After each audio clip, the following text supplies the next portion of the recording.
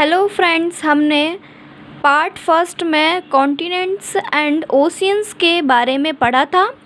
हमने continents and oceans की basic knowledge ली थी। 7 कॉन्टिनेंट्स होते हैं, 5 ओशियंस होते हैं। इनके बारे में हमने डिटेल से पढ़ा था। अब हम अक्षांश और देशांतर रेखाओं के बारे में पढ़ेंगे, जो कि ग्लोब पर काल्पनिक रेखाएं हैं। ये रेखाएं जो वैज्ञानिकों द्वारा पृथ्वी को पढ़ने के लिए कि कौन सा स्थान का क्षेत्रफल कितना ज़्यादा है, कौन सा स्थान कहाँ पे है, किस स्थान से किस स्थान की दूरी कितनी है, ये सब जानने के लिए इन काल्पनिक रेखाओं को बनाया है। ये रेखा सिर्फ काल्पनिक है, ये विश्व में या फिर पृथ्वी पे कहीं भी नहीं है। ठीक है, तो सबसे पहले हम पढ़ेंगे अक्षांश, लॉन्गिट्यूड। अक्षांश रेखा विषुवत रेखा से उत्तर तथा दक्षिण की ओर पृथ्वी के केंद्र से मापी गई कोणात्मक दूरी को अक्षांश कहते हैं। ये जो 0 डिग्री है भूमध्य रेखा, इसके उत्तर तथा दक्षिण की ओर पृथ्वी के केंद्र, उत्तर और दक्षिण की ओर पृथ्वी के केंद्र से मापी गई जो कोणात्मक दूरी है उसे हम अक्षांश कहते हैं। ये जो अक्षांश है समान अक्षांशों को मिलाने वाली रेखा के नाम से जानते हैं। इन सभी अक्षांश रेखा ये सब समान होती हैं। विषुवत रेखा सबसे बड़ी होती है क्योंकि पृथ्वी हमारी गोल है, लेकिन पृथ्वी ऊपर से थोड़ी दबी हुई है, और पृथ्वी जो है ऊपर से थोड़ी दबी है और बीच में से फैली हुई है ना। तो प्रमुख अक्षांश रेखाएं हैं 0 डिग्री अक्षांश रेखा, इसे भूमध्य रेखा भी बोलते हैं, इसे विषुवत रेखा भी बोलते हैं, और इंग्लिश में इसे इक्वेटर बोलते हैं। इक्वेटर का मतलब होता है बराबर बांटना। ये पृथ्वी को बराबर 2 भागों में बांटती है, उत्तरी ध्रुव, दक्षिणी ध्रुव। ये दो पृथ्वी को 2 समान भागों में बांटती हैं। इसके बाद आती है 23.5 उत्तरी अक्षांश या कर्क रेखा। ये महत्वपूर्ण है। 23.5 डिग्री उत्तरी अक्षांश, इसे हम कर्क रेखा कहते हैं। फिर है 23.5 डिग्री दक्षिणी अक्षांश, जिसे हम मकर रेखा कहते हैं। फिर आती है 67.5 डिग्री उत्तरी अक्षांश या अंटार्कटिक वृत्त, 67.5 डिग्री दक्षिणी अक्षांश अंटार्कटिक वृत्त, है ना।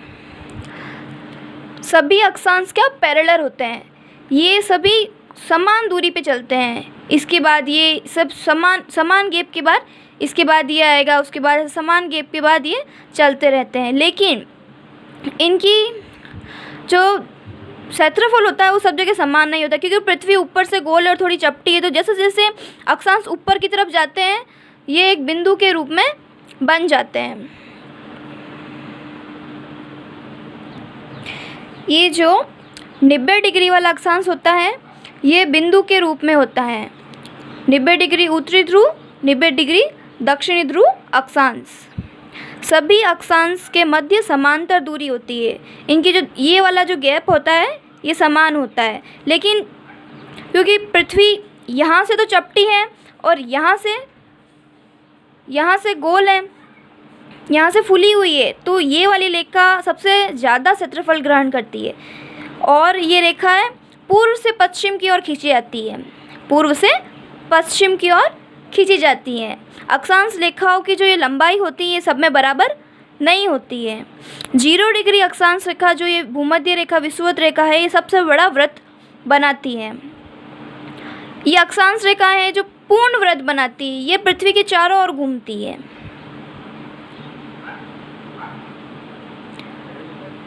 दो अक्षांश जो होते हैं उनके बीच का जो ये क्षेत्रफल होता है, जो ये क्षेत्र होता है, इसे हम कटिबंध कहते हैं, इसे हम ज़ोन बोलते हैं। जैसे 0 डिग्री और 30 डिग्री के बीच का जो ये क्षेत्र हो गया इसे हम कटिबंध या ज़ोन कहेंगे। अक्षांशों की कुल संख्या कितनी हो गई? 90। 0 डिग्री से ऊपर 90 अक्षांश हो गए, 0 डिग्री से नीचे 90 अक्षांश हो गए, तो 90 प्लस 90 प्लस 0 डिग्री 1, तो कितने हो गए? 181 अक्षांश। कुल मिला के 181 अक्षांश रेखाएं होती हैं। और ये 2 अक्षांश होते हैं जो बिंदु के रूप में होते हैं। कई जगह ये बात भी मिलती है कि हम जब ये बिंदु में है तो हमें इन्हें रेखाएं कैसे बोलें, 90 डिग्री उत्तर तो 90 डिग्री, लेकिन जब भी कंपटीशन में एग्ज़ाम आए किसी में भी तो हमें 181 ही राइट करना है, 181 अक्षांश रेखा ही हमें सही करनी है। देशांतर लॉन्जिट्यूड, मतलब ये पृथ्वी के गोल पर आड़ी, वो आड़ी रेखाएं थी, ये खड़ी रेखाएं हैं, है ना। 0 डिग्री देशांतर से पूर्व पश्चिम की ओर किसी स्थान की कोणीय दूरी देशांतर कहलाती है। पूर्व से पश्चिम की ओर किसी स्थान की कोणीय दूरी देशांतर कहलाती है। किसी भी स्थान की, जैसे ये देशांतर है पूर्व से पश्चिम, इसे हम इसमें से लाइन खींचेंगे तो कोण बनते जाएंगे और ऐसे हमारे देशांतर बनते जाएंगे। विषुवत रेखा, ये हमारी विषुवत रेखा को समकोण पर काटने वाली, ये 0 डिग्री देशांतर रेखा है जो विषुवत रेखा को समकोण पर काट रही है। वह उत्तर तथा दक्षिणी ध्रुव को मिलाने वाली, ये उत्तरी ध्रुव और दक्षिणी ध्रुव को मिलाने वाली प्रधान मध्याह्न रेखा या प्राइम मेरिडियन रेखा या 0 डिग्री देशांतर कहलाती है ना।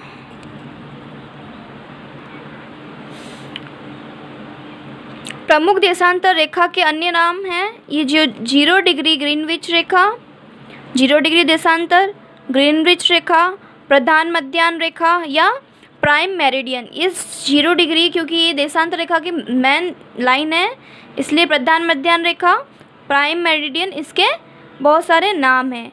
ये जो सभी देशांतर रेखाएं होती हैं इनकी लंबाई समान होती है, इनकी चौड़ाई विषुवत रेखा पे ज़्यादा होती है, लेकिन इनकी जो लंबाई होती है ये सब जगह समान होती है। देशांतर रेखा अर्धवर्त बनाती है। भूमध्य रेखा पृथ्वी के चारों ओर होती थी, वो पूर्ण वर्त बनाती थी, लेकिन देशांतर रेखा अर्धवृत्त बनाती है। भूमध्य रेखा पर सर्वाधिक दूरी 111.3 किलोमीटर तथा ध्रुवों पर शून्य हो जाती है। ये देशांतर रेखा यहाँ जाके शून्य हो जाती है, यहाँ पे कोई किलोमीटर सब एक ही जगह जाके मिल जाती है। लेकिन 0 डिग्री जो भूमध्य रेखा है वहाँ पे इनकी दूरी 111.3 किलोमीटर होती है। इन देशांतरों के बीच का जो क्षेत्र होता है इससे गोर कहते हैं।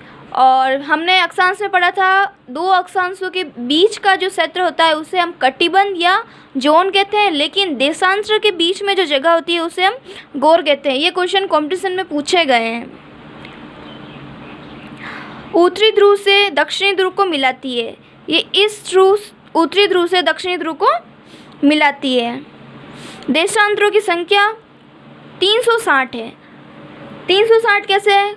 किसी भी वृत्त में कितने डिग्री होते हैं? 360 डिग्री होते हैं। तो अगर हम 0 डिग्री से कोण बनाएंगे तो हर एक 360 कोण बनाने पड़ेंगे, और तो फिर ऐसे 360 डिग्री, इसमें 360 डिग्री है तो 360 कोण बनाने पड़ेंगे, जिससे हमारे 360 देशांतर रेखाएं बन जाएगी।